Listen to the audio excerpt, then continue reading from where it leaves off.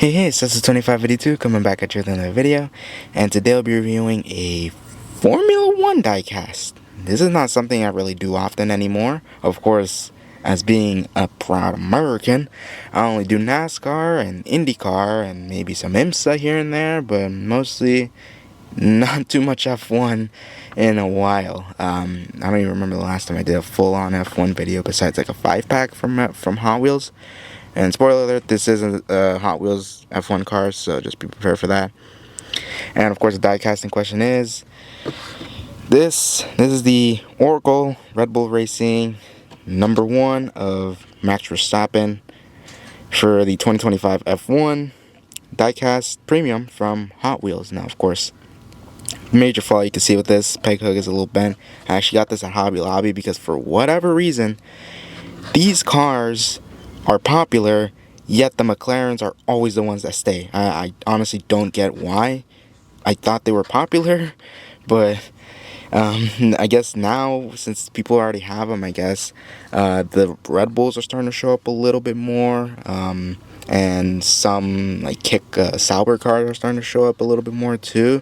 But other than that, it's mostly the McLarens. Both of them. So, Lando Norris and Oscar Piastri. But whatever, I just wanted one because, like I said, I have a couple of other Red Bull cars I want to show y'all, or just to have the trifecta, I guess, of Red Bull cars.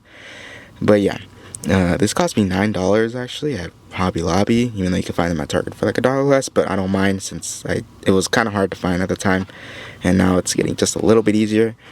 But yeah, here's the back of the box. Of course, a side photo of the Red Bull Racing car. Of course, this is also available in the number 11 for Sergio Perez, or Checo Perez. But of course, number 1, of course, how could I not? It's Max Verstappen. He's obviously the better Red Bull driver. But anywho, let's not waste any more time and let's get this car out of its box. And yeah, and it even includes a base, so that's very interesting. So yeah, let me cut the camera. And we got this diecast out of its box, but not out of its base yet, because I kind of want to show you how it looks with the base on. So yeah, this is actually a 1/64, which I'm not super used to for new F1 cars, because the only ones I've bought are like the 1/43 scale Barago cars, which are actually very nicely detailed. I really like those. But yeah, this is going to be my first 1/64 fully detailed F1 car, because of course I know Barago makes 1/64s and mini GTs and so on and so forth, but I don't focus on those. Even though they are cool, I just don't focus on those much, and those are kind of expensive. So yeah, this is a nice budget friendly, I guess, option instead of those premium ones. You get some of the premium stuff, but of course it's not going to break your bank too much. But yeah, this is how it looks in the base here. Of course, the only thing that's there is it just says Oracle Red Bull Racing in the F1 font, I guess, if you want to call it that. And then the base has a bunch of legal stuff. Of course, F1, Grand Prix, they have the trademark for Grand Prix, which is insane, and Red Bull and such. So thankfully it's a Phillips, so I'll be able to take this off no problem. But let me cut the camera to actually unscrew this car out of its base. Alright, we got the car out of its base, and I'll just say right now, this is actually a very nice model, a very nice diecast representation of a Formula 1 car. Very nicely detailed for the scale. And for the price you pay, it's actually not bad at all. It's a little heavy, of course. It's a metal chassis, some plastic pieces, but also a metal body, and of course metal front wings and everything. So yeah, and of course rubber tires. So I honestly can't hate on it too much, even though I don't watch too much F1, of course. I personally like it. It looks cool. Let's, I guess, take a look at the finer details here. So, of course, on the front wing, we have Red and Bull. Of course, Red Bull. Got Honda HRC logo on there. Now, unfortunately, the logos are going to look a little pixelated, but that's just how Hot Wheels is nowadays, unfortunately, with the premium models. Got Visa logos on each side. Of course, the Red Bull bowls on the side and the yellow nose. Very iconic. Of course, a bunch of little sponsors I can't even focus on. See if I can bring them down. There we go. I see some CDW, which I have not heard or seen since Champ Car. AT&T, Visa, got the number 1. Tag Heuer, Oracle, Red Bull. Of course, we got the Halo on there, which is full of sponsors on there as well. Tag Heuer, AT&T, and Roaked, I don't know, and the Hard Rock Cafe, which is fun. Yeah, Red Bull on there, a bunch of little logos I can't even read. Of course, very nice helmet detail for Hot Wheels. This is a Hot Wheels, and he did a pretty good job on this one, actually. Love the matte blue on this one. It's not like dark like the normal Red Bull cars are, but it is very nice, I will say. Of course, we got Oracle on the side, excuse me there. We got Red Bull on there, the Red Bull logo on the top. Number 1 on there, on the little dorsal fin, I guess if you could still call it that. Honda. Got Mobile 1, and it's running on the Pirelli P0 harder compound, I believe. It's the white sidewalls. Of course, take a look at the rear, if you'll focus. There we go. It says Oracle on the rear wing. And yeah, the right side is the same as the left side. And of course the base, metal, and they all actually are unique. So if you think, oh, why would I buy all like 20 cars that there are offered? Each of them are actually their own specific chassis. So the Red Bulls are one chassis, the Ferraris are another, the McLarens are another, and so on. Which is actually how F1 is. They're not universal like or spec like IndyCar. So yeah, this one is the ORBR RB21, so the Oracle Red Bull Racing RB21 chassis. Of course, copyright 2026, Mattel, made in Thailand. Yeah, hopefully they'll be able to do the 2026 chassis, the spec, not the spec cars, but like the regulations from this year, which are radically different. They're a lot smaller now, or a little bit smaller than the old generation of the Formula 1 cars. But yeah, very happy with this one. It looks very nice. Like I said, I don't have a 164 Red Bull car, or Red Bull F1 car.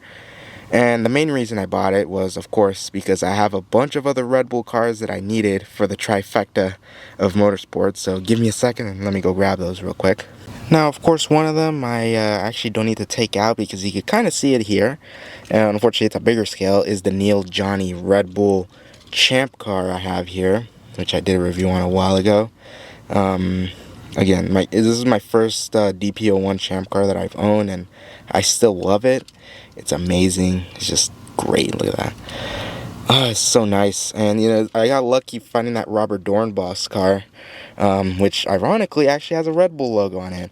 They're actually not teammates, but yeah, it has a Red Bull logo on his helmet, which is very cool. So Robert Dornbos is part of Red Bull, I guess, technically. Yeah, I think he did drive for the Red Bull team at one point in Formula 1, I believe.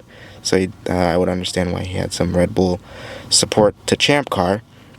But anywho, so yeah, I guess that's one. But the other ones that I needed, of course, NASCAR, their biggest enemy, of course, or our biggest enemy, or their biggest enemy, whatever.